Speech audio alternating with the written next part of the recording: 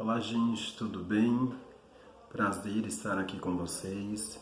Eu sou Anderson Santos, sou psicólogo e eu decidi vir aqui discutir com vocês um tema que eu tinha proposto já havia algum tempo, que é um tema de extrema relevância social, principalmente no cenário que nos encontramos atualmente. Nós vamos falar de suicídio. O que é suicídio, afinal? Quais são os fatores de risco, os fatores de proteção?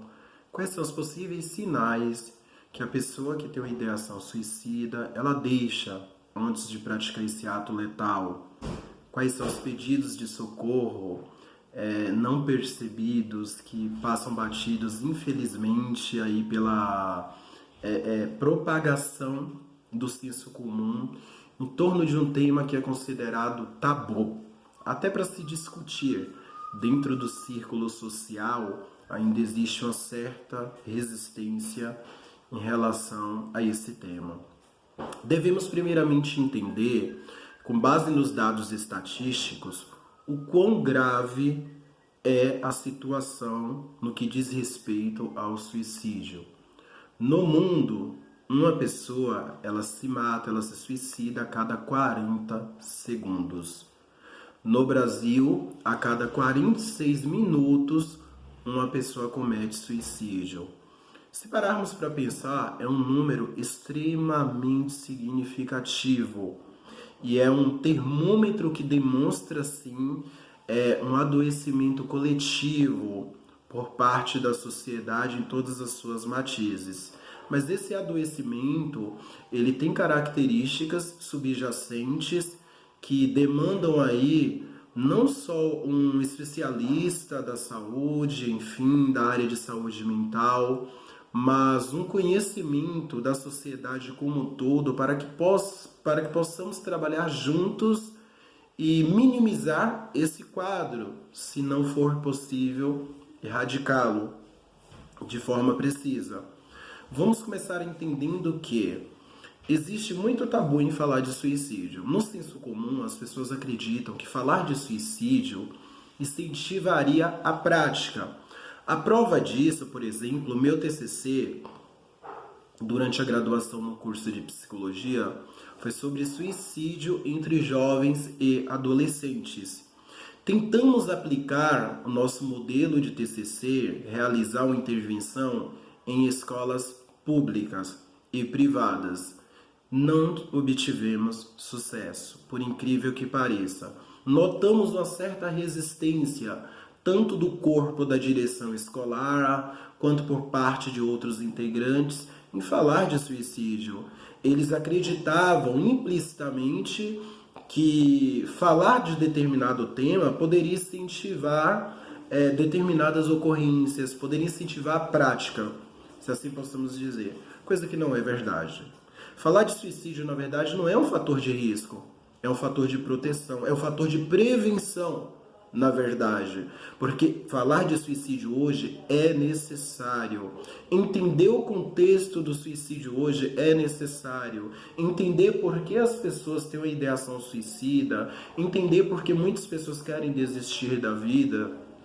Porque, na verdade, eu vou corrigir até esse termo aqui, é preciso entender que o suicida, ele não quer se livrar da vida.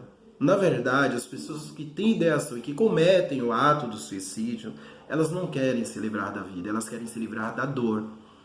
Grandes especialistas, como Maria Júlia Kovacs, como a grande professora que eu tive, a doutora Elaine, que é sua assistente ali na Universidade de São Paulo, né, na USP, ela nos explicou que o suicídio nada mais é que a falta de esperança, é a falta de perspectiva para o desenvolvimento e a resolução de uma certa diversidade que me é apresentada mais à frente ou nesse exato momento. O que é o suicídio? Eu não vejo mais saída, eu não aguento mais essa dor, eu não suporto mais. Só que quando falamos de suicídio, aqui existe variáveis. Essas variáveis nós nomeamos de fatores de risco e fatores de proteção. Vamos começar falando de fatores de risco. Como o próprio nome já o diz, Fatores de risco são fatores que expõem esses indivíduos a uma possibilidade maior de efetuar tal prática. E quais fatores de riscos são esses que podem levar uma pessoa à prática do suicídio? Depressão. A pessoa que está em um estado depressivo, quando não tratada devidamente, não tem um acompanhamento subjacente àquela psicopatologia que foi identificada, ela está dentro desse fator de risco. Pessoas com crise de ansiedade aguda, transtornos de pânico em demasia, cuja etiologia não identificada e não trabalhada corretamente, as expõe como fator de risco também. Bullying no âmbito escolar, no âmbito social de forma geral, luto pela perda de entes queridos, perda de emprego, crises financeiras, fatores de riscos. É tudo que deixa o indivíduo dentro de um contexto que, diante da percepção dele, ele interpreta que não há solução, que aquela pressão está demais, que ele não aguenta mais passar aquilo, é um fator de risco, porque expõe ele e pode levá-lo a idealizar ou a praticar o suicídio. Daí a necessidade de identificar esses fatores de risco e trabalhar esses fatores de riscos. Para quê? Exatamente para que não haja aí o desenrolar, o desfecho final, que infelizmente é o que está ocorrendo todos os dias, enfim, a cada hora. E é triste, são famílias que são devastadas, porque, na verdade, quando ocorre o suicídio, não só é o suicida que sofre as consequências, é toda a família que vai junto. Na verdade, é um estigma que fica. Quando ocorre um suicídio, a família, até para falar do fato, é uma dor tão grande, é um tabu tão grande, é um impacto tão grande, porque na sociedade ainda é um grande tabu falar de suicídio, que ela fica inerte diante daquele quadro, sem saber o que falar, sem entender ao certo o que aconteceu. E aí vem os julgamentos sociais, né? Julgamentos, infelizmente, infundados de pessoas que desconhecem o que de fato motiva a ideação suicida e falam que é falta de Deus. É uns julgamentos que eu acho super assim, graves. Se assim fosse, determinados religiosos também, né, não citando nomes por questão ética, não cometeriam suicídio. Outros falam que é falta de trabalho e outros encaram ainda como fraqueza. Eu não estou aqui para denominar se o ato é um ato de fraqueza, é um ato de covardia, um ato de fortaleza. Uma coisa é certo, quem se suicida não quer abrir mão de sua própria vida. Quem se suicida, na verdade, quer se livrar da dor, daquele momento, daquilo que a pessoa está passando. Outro fator de risco são diagnósticos de doenças crônicas, são cirurgias iminentes. Enfim, são vários fatores de riscos que podem levar o indivíduo a desenvolver essa ideação. Oposto aos fatores de riscos, nós temos os fatores de proteção. O que são os fatores de proteção? Exatamente como o nome assim o diz, são aqueles fatores que auxiliam o indivíduo a lidar com as adversidades, com os seus problemas, para que não haja aí a necessidade de desenvolver essa ideação. E os fatores de proteção são apoio familiar, acompanhamento profissional, apoio social do círculo de amigos, enfim, do círculo frequente daquele indivíduo. Esse acompanhamento do profissional que eu falei, ele tem que ser subjacente ao apoio familiar. É algo que eu gosto muito de ressaltar. A família tem um papel muito importante como fator de proteção. A família, ela é uma espécie de ninho nesse momento, que por muitas vezes evita, e já evitou dos indivíduos irem para esse desfecho final. E quais são os sinais que uma pessoa está com ideação suicida, que uma pessoa pode desenvolver essa ideação? Nós temos aí no círculo social uma informação do senso comum que quem quer se matar, com esses termos, não fala, vai e faz. Mentira. Quem quer se matar não avisa. Mentira também. Já existem evidências científicas e na prática podemos ver com determinados casos, pacientes, enfim, que a pessoa que tem ideação suicida, ela dá sinais. E às vezes de forma tão sutil, de forma tão velada, que pela falta de conhecimento ou até a falta de atenção, os familiares não notam, alguns encaram como frescura. Ah, isso é sininha para chamar atenção, isso é frescura, isso é falta de trabalho, isso é falta de Deus, ou algo do tipo. O que não colabora de forma alguma para evitar esse desfecho. Muito pelo contrário, esses julgamentos, eles potencializam a possibilidade dessa ocorrência.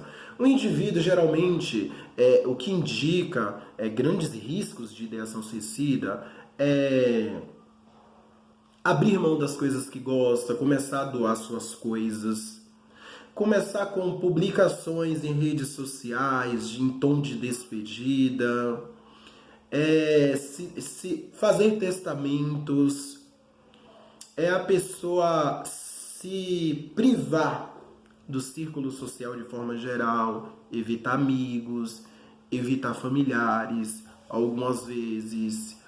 É a pessoa utilizar verbalizações como eu estou cansado, eu não aguento mais, eu não aguento mais isso, eu queria dormir e não acordar mais, eu queria sumir, eu não tenho vontade de viver. As pessoas, elas dão sinais que infelizmente passam despercebidos.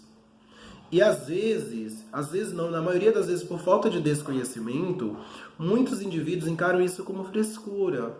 Ai, fulano tá falando isso, ele não vai se matar. Quantas famílias já não perderam seus entes devido a esse tipo de atitude? Eu conheço muitas famílias do indivíduo dizer, eu vou fazer. E a pessoa, não vai não, isso aí é frescura do fulano.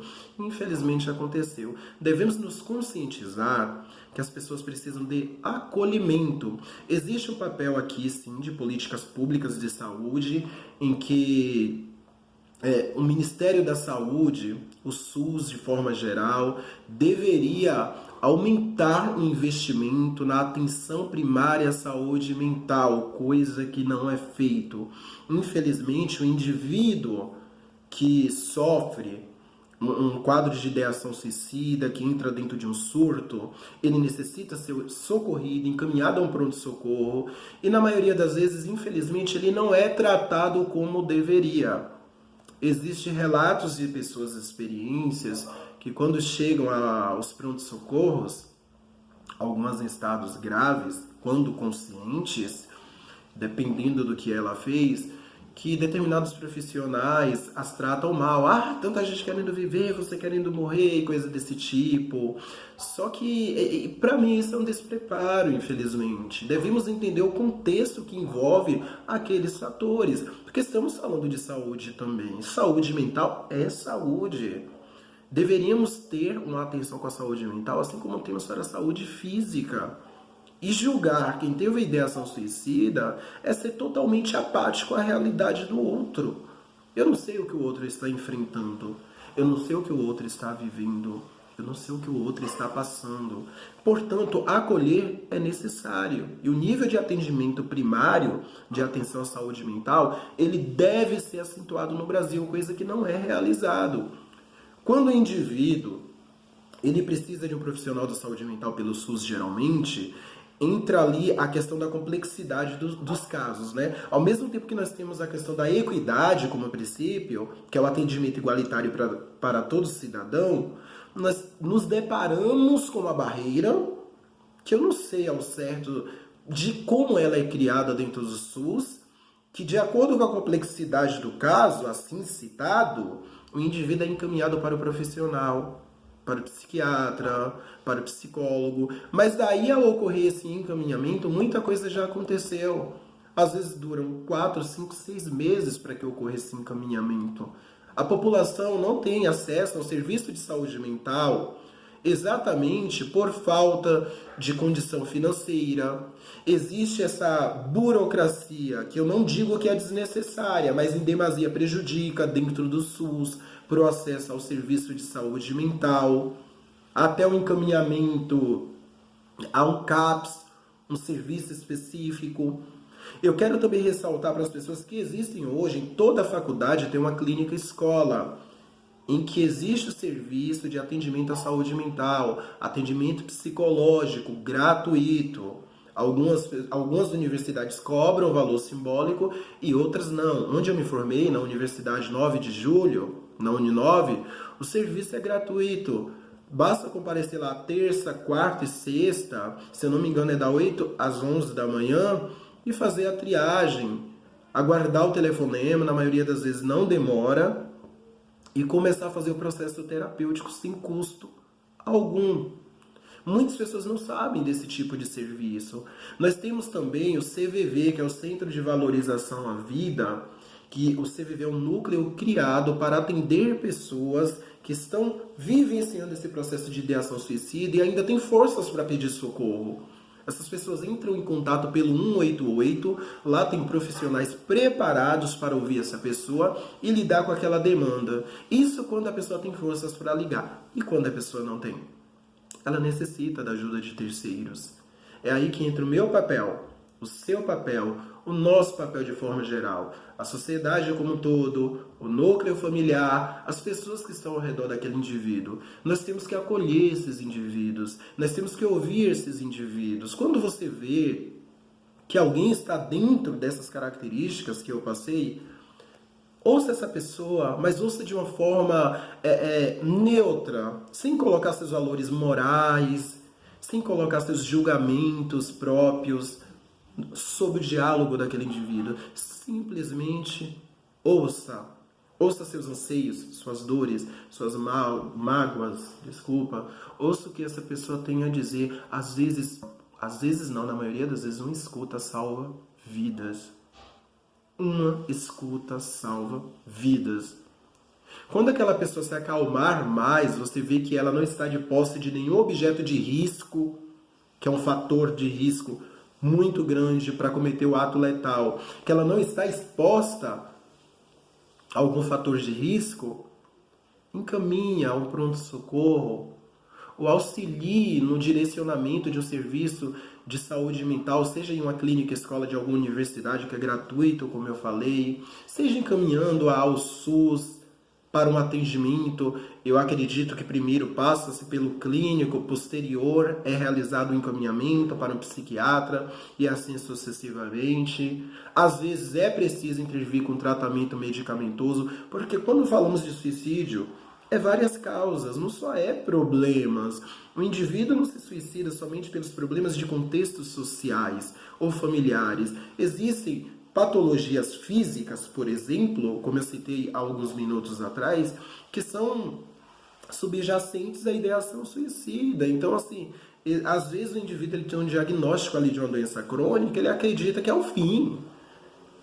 Ou ele sente tanta dor com aquela patologia física, tanto sofrimento em fazer tanta cirurgia, em tomar tantos remédios, que ele já não vê sentido para nada na vida. É aqui que entra o papel do profissional da saúde mental, do psicólogo, o psiquiatra, quando é necessário o tratamento com a medicação, ele vai entrar com a medicação dependendo da gravidade do caso, dependendo da sintomatologia do indivíduo. Mas a psicoterapia é de extrema importância. O papel do psicólogo aqui é crucial para que esse indivíduo ele possa entender que não é o fim, não é algo que se deve não é algo que se deve permanecer estático naquele momento. Existem motivações para lutar, existem estradas que podem ser seguidas e existem conflitos. Esse novelo aí de lã, ele pode ser desenrolado, resolvido. Falar gera catarse. Já é comprovado que a psicoterapia ela ajuda no processo de cura. E mais que isso, a relação médico e paciente tem um papel primordial nessa questão. E quando falamos de suicídio, devemos considerar tudo isso que eu citei. Os fatores de risco, os fatores de proteção, os sinais que uma pessoa com ideação suicida dá, de que forma eu devo abordar essa pessoa. E outra coisa importante que eu quero destacar aqui, ideação suicida, similar à depressão, não tem cara, não está na cara de ninguém quem vai ou não cometer o ato. Portanto, é equívoco puro julgar que aquela pessoa tão feliz, tão sorridente, tão para cima, abre aspas, ela está isenta de passar por essa situação. Ela está isenta de estar dentro de um quadro depressivo, seja leve, severo, enfim. Não existe cara para esses fatores. Alguns dão sinais bem mais visíveis, sim, e outros não. Existem casos que as pessoas chegam a ficarem tão chocadas que falam, mas fulano, como assim? Ele estava bem ontem, ele estava sorrindo, ele estava conversando. Daí a importância de escutar o outro, de respeitar o mundo do outro, de chegar para o outro e falar, oi, você está bem? Como você está? Tudo bem com você? Como foi seu dia? Respeitando sempre a privacidade do outro, mas mostrando para a pessoa que ela é importante para você, que ela é importante para alguém, que ela é notada socialmente. Porque o isolamento social, ele nem sempre se dá em nível físico, ele se dá em nível implícito também. Às vezes o indivíduo está trabalhando ali dentro de uma empresa, por exemplo, no meio de 50 funcionários, mas ele continua sozinho. É necessário mostrar para as pessoas que estamos ao lado delas, que estamos ali para apoiá-las, que estamos ali para acolhê-las, fazê-las entender que elas não estão sozinhas nessa jornada. Hoje, com o avanço tecnológico, hoje com todo o conforto que nós temos, nunca o homem teve tanto conforto, mas também nunca ele foi tão infeliz. São problemas familiares, problemas acadêmicos, problemas profissionais, são problemas de nível social de forma geral, que levam os indivíduos a se verem em meio a um labirinto, sem saber para onde ir. E nós, como seres conscientes de nossa responsabilidade social, eu, enquanto psicólogo, profissional da saúde mental, é nosso dever socorrer o outro, mesmo que isso não seja de uma forma direta, ainda que seja de uma forma velada, mas fazer o outro perceber que nós estamos ali. E quando esse sofrimento ele foi intensificado, nós darmos as mãos, sentar, ouvir esse outro, sem os nossos julgamentos baseados em nossos valores morais, em nossas convicções religiosas, filosóficas, políticas. Outro fator de proteção também, para finalizar o nosso bate-papo, é a questão da espiritualidade e da religião. A espiritualidade é uma prática totalmente livre, que não está ligada a nenhuma regra de fé. Já é notável em pesquisas que o indivíduo, quando ele tem uma espiritualidade saudável, o que seria essa espiritualidade saudável? Ler bons livros, praticar atividades edificantes, fazer trabalhos voluntários, enfim, se sentir útil e conectado aí ao universo de forma geral, ou o indivíduo quando tem uma religião, de fato, que a religião, diferente da espiritualidade, é uma fé baseada em um dogma, em um sistema de crenças específicos. É um fator também de proteção, quando bem direcionado, quando bem praticado, é um fator que dá forças para o indivíduo, tanto a espiritualidade quanto a religião. É um fator de proteção aí que pode contribuir para evitar esse desfecho tão triste que tem abalado aí muitas famílias, que tem ceifado muitas vidas. Diante desse bate-papo que nós tivemos aqui, eu conto com o apoio de vocês para a divulgação desse vídeo. Esse vídeo pode salvar vidas. Eu conto com o apoio de vocês para que possam praticar algumas dicas que eu dei aqui. Tentei fazê-los entender da melhor forma. E precisando, eu estou à disposição para conversar. Se disponha também para conversar. Eu presto também atendimento de saúde mental. Eu trabalho com a psicoterapia de grupo, individual. Trabalho com palestras. Trabalho com treinamentos técnicos, comportamentais, enfim. Meu nome é Anderson Santos de Jesus, sou psicólogo, pós-graduando em neurociências e fenomenologia existencial e humanista, e eu agradeço essa oportunidade. Eu espero estar com vocês aí brevemente. Abração.